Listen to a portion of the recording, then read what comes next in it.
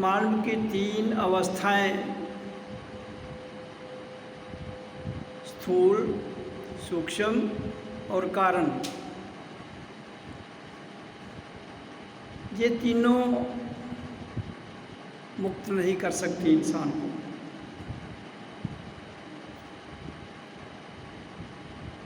अनाहत नाद ध्वनि इनसे आगे है। जो नार या नारी जीवन के रहते हुए स्थूल को, सूक्ष्म को और कारण को अपने भीतर के सतगुरु से मिलके जान लेता है, उसको अपने बीते हुए जन्मों की समझ आ जाती है।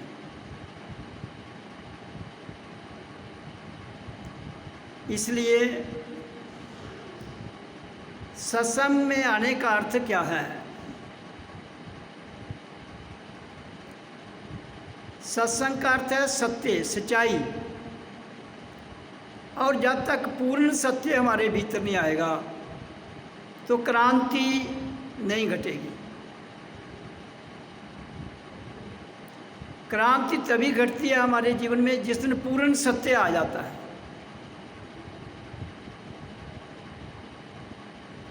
हम अंतःकरण की बात करते हैं कि हमारा अंतःकरण ये बात कहता है। अंतःकरण तो कुछ कहता ही नहीं है। मन से जुड़ा हुआ अंतःकरण कहता है, डायरेक्शन देता है।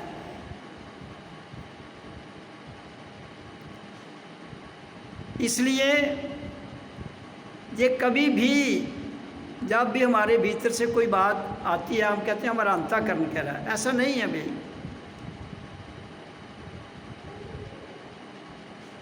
अंतःकरण, जब हम अंतःकरण में चले जाते हैं, वहाँ तो नो वेयर है, no talk, complete silence, no question, no answer.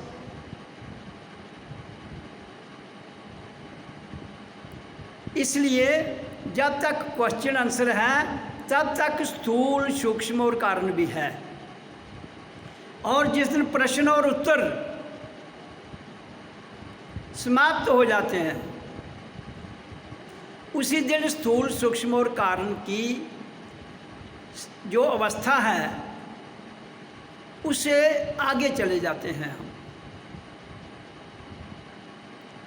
संभव तभी होगा जब आप अपना तन, मन, धन, तीन ही तो प्रॉपर्टी है ना इस माया में, इस संसार में, शरीर, मन और धन। और इन तीनों की उत्पत्ति कहाँ होती है? काल में। शरीर भी काल में पैदा होता है और उस स्थूल अवस्था की स्थिति सूक्ष्म में जब हम उसको आगे एक स्टेज ले जाते हैं, फिर थर्ड स्टेज जो है वो कारण की है। तो जब तक हम अकाल मूर्त, अकाल मूर्त क्या है? जो काल से परे है। तो काल से परे कौन सी मूर्त है? सत्य, सच्चाई। अकाल मूर्त का अर्थ ही यही है, जो सत्य का अनुभव इंसान को हो जाता है जीवन के रहते हुए। अकाल मूर्त, अकाल मृत्यु।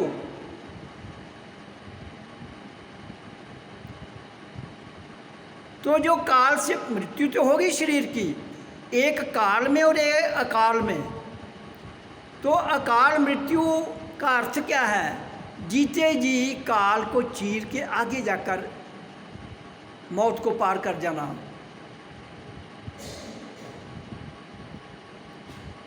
इन सारी बातों की समझ इंसान को खुद आती है, उस नर और नारी को समझा जाती है जो इस मार्ग में यात्रा करते हुए अपने आप में अपने गुरु से जुड़ जाता है।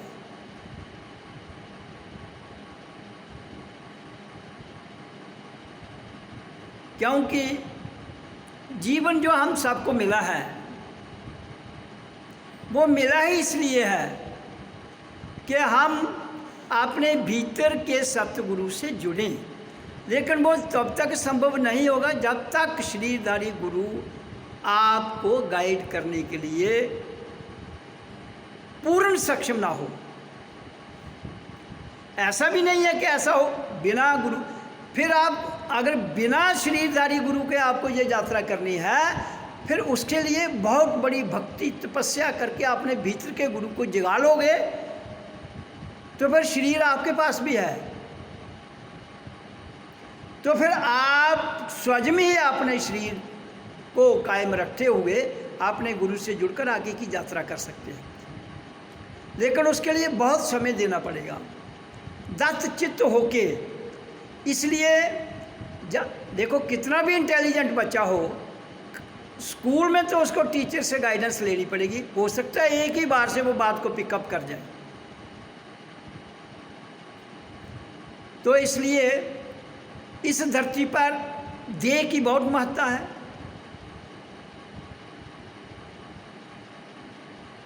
तो देह की महत्ता इसलिए है क्योंकि देह के बिना कोई साधन ही नहीं है हमारे पास। जो दुनिया की कोई भी यात्रा करें, चाहे हम रूहानी यात्रा करें चाहे हम पाताल लोक की यात्रा करें, तो जीवन मिला है। आप बड़े शांत होकर कभी मेडिटेशन में जब अपने एकाग्र भाव में चले जाएंगे, तो अगर आप थोड़ा सा भी अपनी नज़र को पीछे ले जाएं तो आप अपने पुराने जन्मों में चले जाएंगे। लेकिन उसके लिए आपको थोड़ा सा एकाग्रपन और संसार से टोटल कट के अपने आप में आना होगा, अपने आप से बात करनी होगी, क्योंकि आपका अपना आप ही उस प्रश्न का उत्तर देगा। इंसान के अंदर जो हमारा मेरुदंड है, मैंने बहुत बार बताया है कि उस मेरुदंड में आपके हर चैप्टर जितने जन्म हुए हैं धरती पर, पूरे मेरुदंड के भीतर उसमें कैसेट रिकॉर्डेड है विद फोटो। तो वो आप कैसेट को खुल जाएगी, आपके सामने आ जाएगी और पूरी रील चलना शुरू हो जाएगी। लेकिन काम इतना आसान नहीं है। क्यों? कि ये काम अति सूक्ष्म है और उसका डिसीजन लेने में आप इतना भी इधर से इधर हुए तो सारा सिस्टम बदल जाएगा। क्योंकि एक रील चल रही है, उस रील में उसका निर्णय लेना, आपकी बुद्धि सूक्ष्म चाहिए, आपका मन है तो ये सूक्ष्म लेकिन जड़ है, तो चेतन के साथ जुड़ जाएंगे जब, तो ये निर्णय लेने में सक्षम हो जाएंगे आप। हर कोई हो सकता है, लेकिन हम इन बातों में इसलिए नहीं जाते हैं कि वर्तमान में जब हम अपने आप को जान रहे हैं, देख रहे हैं, तो वर्तमान को साक्षात कर लें। तो पुराना आपका जितना भी सिस्टम है, वो कैसेटें जो है उनको ब्लैंक कर दो, ब्लैंक। अगर वो कैसेट्स ब्लैंक नहीं होती हैं तो जिसको हम प्रारब्ध कर्म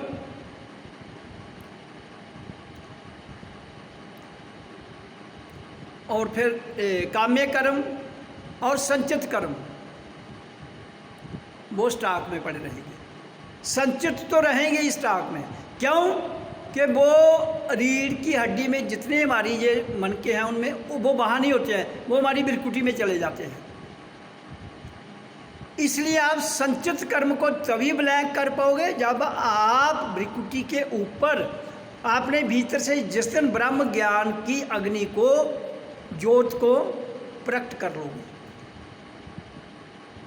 क्योंकि नीचे तो आप अपनी उसको हमारी जो सॉलिड स्टेट, लिक्विड स्टेट, फिर गैस स्टेट, वो हमारा जो मेरुदंड का लास्ट वो मन का है यहाँ पर, वहाँ तक तो क्लीन हो जाएंगे। लेकिन संचित कर्म क्लीन नहीं होंगे। संचित कर्म तभी क्लीन होंगे, तभी ब्लैंक होंगे जब आप अपनी एनर्जी को भ्रिकुटी के ऊपर ले जाओगे। तो वहाँ जो प्रकाश प्रकट होगा वो हमारे संचित कर्मों को भस्म करेगा। और जब संचित कर्म आपके भस्म हो जाए तब आप सहस्रार से ऊपर सतलोक में चले जाएंगे और वहाँ काल की यूरिडिक्शन नहीं है।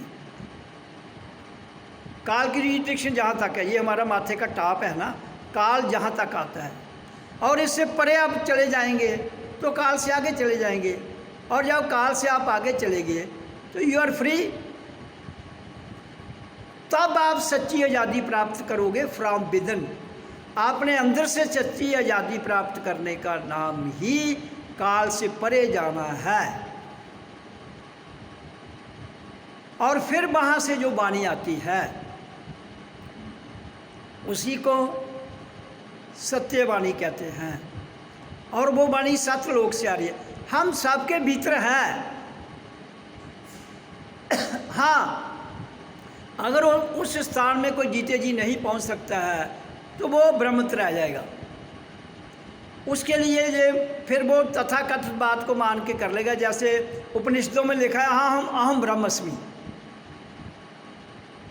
तो आप अगर उपनिषद पढ़ लोगे तो उधर से अहम ब्रह्मस्मि तो पढ़ लोगे कि मैं आत्मा हूँ, या मंसूर ने कहा अनल हक, मैं ही खुदा हूँ। रट्टा लगा सकते हो, अनुभूति नहीं कर पाओगे।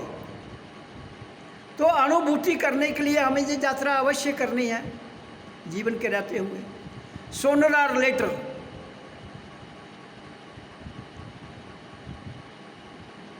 लेकिन इंसान की बड़ी विचित्र विडंबना है, जो उसका है नहीं, जो उसका है नहीं, जो उससे छीना जाएगा उसके साथ इस तरह जुड़ा हुआ है। वो कहते हैं दिस इज द रियलिटी। जो हमसे छीना जाते हैं उसको हमने सच मान लिया है, और बहुत बड़ी भूल वहाँ हुई। तो जिसका अस्तित्व है, जो छीना नहीं जाता है, उसको अनुभूति करनी पड़ती है, उसको जानना पड़ता है, उसको देखा नहीं जाता है। क्योंकि आंखें तो बाहर का सिस्टम देख रही हैं, आंखें तो बाहर का सिस्टम देख रही हैं, इसलिए बाहर से जो चीज़ हमें दिखाई देती है उसके पीछे बड़ी शीघ्रता से हम चले जाते हैं। मन जो है ये बाहर फैला हुआ है, इसलिए ये बाहर की कहानियाँ सुनाकर, बाहर की बातें सुनाकर आपको अपनी ग्रिप में ले लेता है, और जब आप इसकी ग्रिप में आते हैं तो आपको लालच देता है, और लालच और प्रलोभन जो आपका पूरा हो जाता है तो आप कहते हैं यार जिसको मैं मार रहा हूँ वही सत्य है। तो ये जो बिरकुटी के नीचे जितनी हमारी ऊर्जा है वो सारी ऊर्जा डिवाइडेड है। कहाँ? मन के द्वारा, बुद्धि के द्वारा, इंद्रियों के द्वारा, दिमाग के द्वारा, और वो हमें कहीं ना कहीं लालच, कहीं ना कहीं फंसाकर हमसे गलत काम भी करवा लेती है और ठीक ही भी करवा लेती है।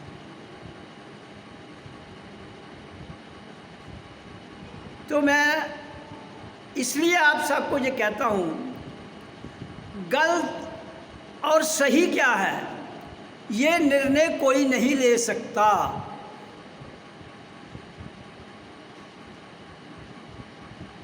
अब दो लोग हैं, वही बात एक के लिए सही है, दूसरे के लिए गलत है।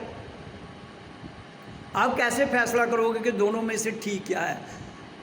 वो दोनों जगह ठीक है। चोर के लिए चोरी ठीक है और साध के लिए सच ठीक है। लेकिन जो चोरी नहीं करता है वो कहेगा नहीं चोरी गलत है, जो सच बोलता है वो कहेगा सच ठीक है, झूठ बोलना गलत है। तो जो सच और झूठ की बात हम कर रहे हैं बिरकुटी के नीचे, वहाँ सच भी आपका ठीक नहीं है और गलत भी ठीक नहीं है, दोनों यकसा है।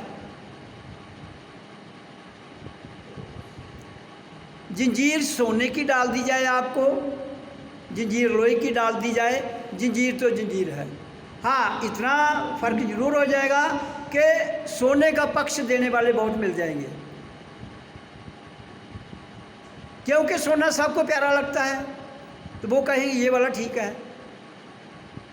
वो भी चोर है, जिसको लोहे की जंजीर है वो भी चोर है, लेकिन जिसके गले में सोने की जंजीरें पड़ी होंगी, बाजू में आगे, तो लोग उसके पीछे भागेंगे। हैं दोनों चोर वो, एक के बाद लोहे की है, उसके पीछे कम भागेंगे, सोने वाले के पीछे ज़्यादा भागेंगे। इसलिए संसार का सत्य जो है, जो सत्य आपकी दुनिया के तथाकथित गुरु ने बना के रखा है, जिसमें आपको उलझाया गया है, जिस सत्य में संसार को उलझाया गया है, वो सच सोना है, लोहा नहीं। लेकिन उनकी वैल्यू धरती पर है, और जिस चीज़ की वैल्यू धरती पर है उसी से निर्णय लिया जाता है कि सच ये है और झूठ ये है। अब जो बड़े इंसान हैं वो गलत काम करता है तो उसको कोई नहीं पकड़ता है, जो गरीब आदमी करता है उसको पकड़ लेते हैं, जबकि गलत दोनों हैं।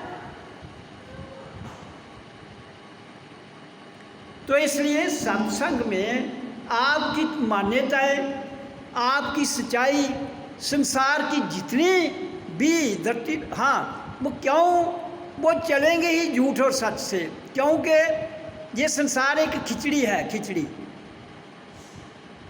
झूठ और सच मिक्स, प्योर नहीं है। इन दोनों को छोड़ दीजिए, इसके आगे आइए।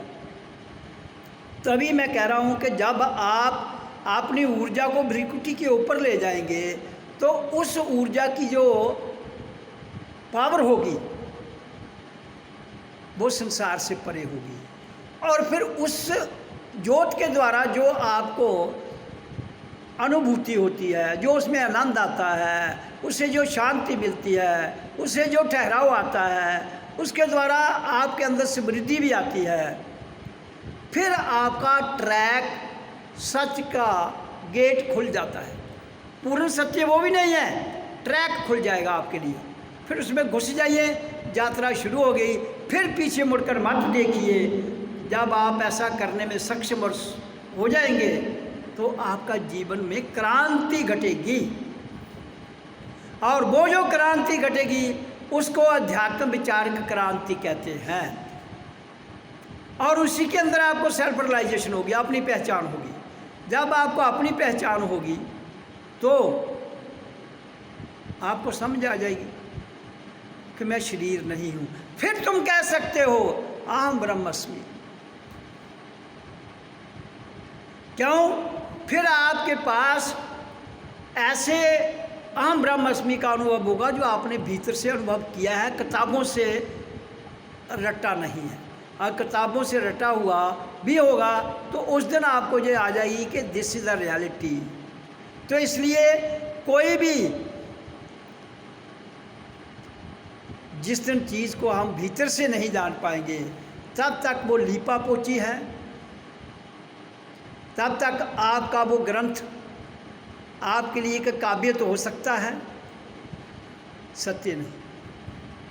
लेकिन बिना अनुभूति के आप उसको अगर सत्य मान लेते हैं तो वहाँ आप धोखा खा सकते हैं।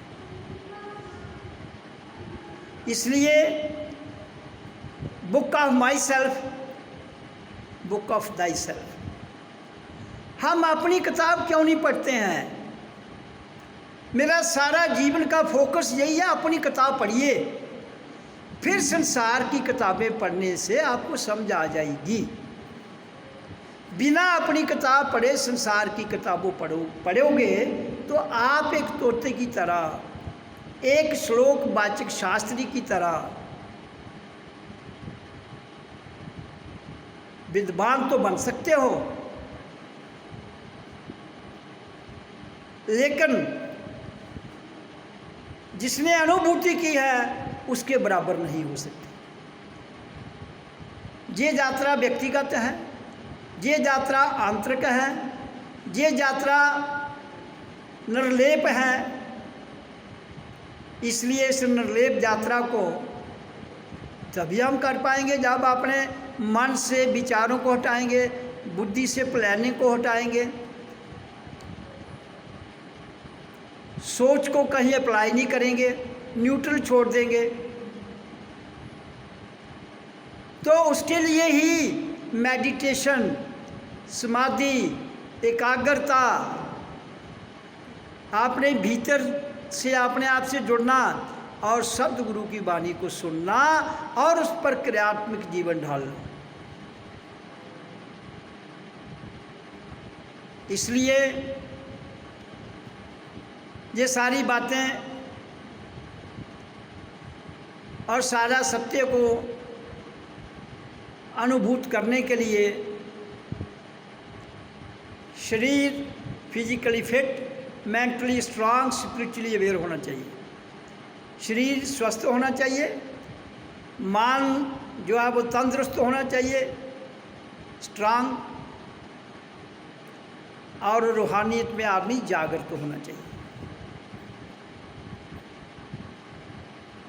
तो इसलिए तभी मैं कहता हूँ कि जीवन मिला है, पल पल, एक पल भी जीवन का जाया मत कीजिए।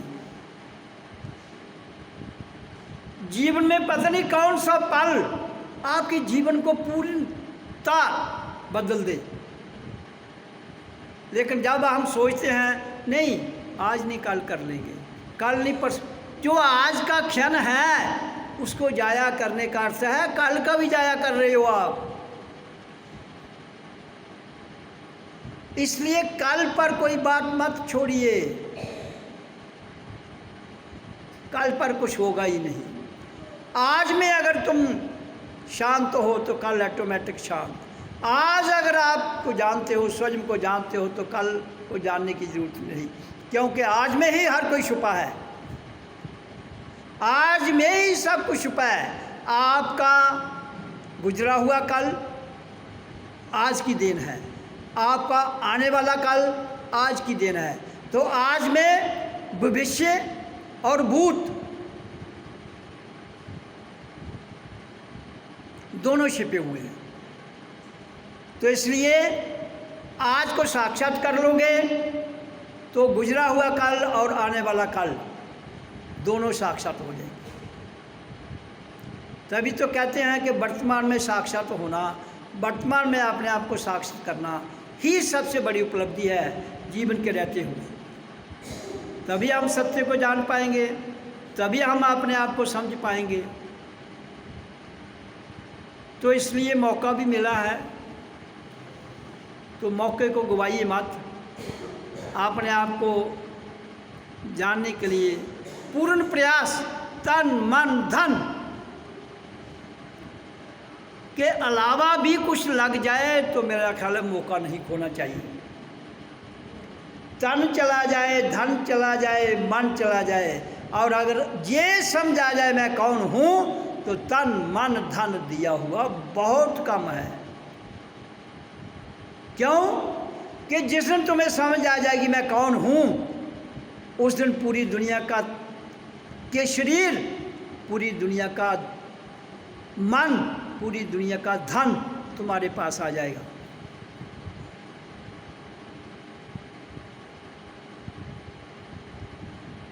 इसमें जीवन जो मिला है ये इसी को जानने के लिए दांव पर लगाइए। दांव पर लगाने का अर्थ क्या है? भजन करना।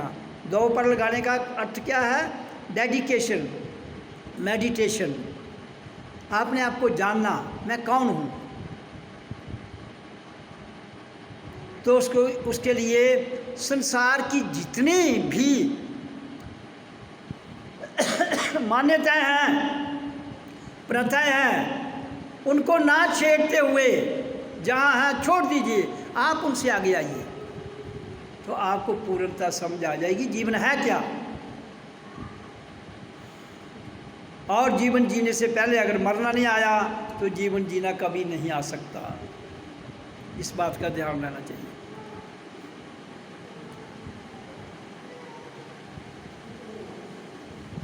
जब तक हम संसार की प्रथाएं, जिनका हमारी आत्मा के साथ कोई लेन देन ही नहीं है, मैंने आपको पहले ही बताया कि जब आप अकाल मृत्यु,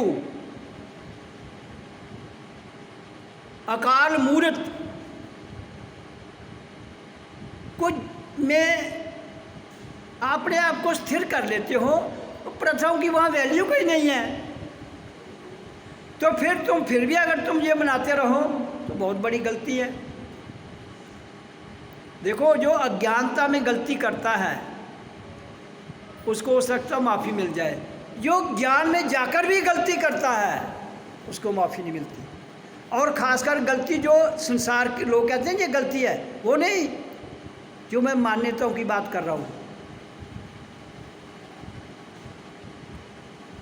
क्योंकि जब जिस आत्मा की ओर आप अनुभूति करते हो, अहम ब्रह्मस्मि, मैं आत्मा हूँ, तो आत्मा के लिए कोई क्रिया कांड कर्म धन कुछ योग विद्या कुछ भी नहीं रह जाती है। आत्मा तो एक निर्लेप शक्ति है, उसको आपका कर्मकांड कुछ नहीं कर सकता, उसको आपके देवी देवता कुछ नहीं कर सकते, उसमें आपका धन कुछ नहीं कर सकता, उसको मन कुछ नहीं कर सकता, तन नहीं कर सकता, आपके पदार्थ नहीं कर सकते, क्योंकि पदार्थों की वजह से वो नहीं है, पदार्थ उसकी वजह से है।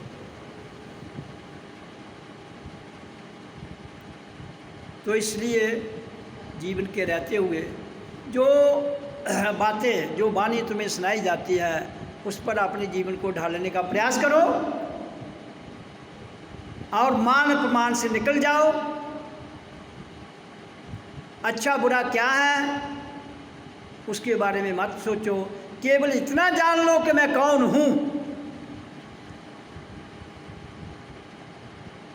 तो जब तुम इतना जानने में सक्षम हो जाओगे, आपका जीवन बदल जाएगा, आप मुक्त, सदैव मुक्त हो जाओगे। ओ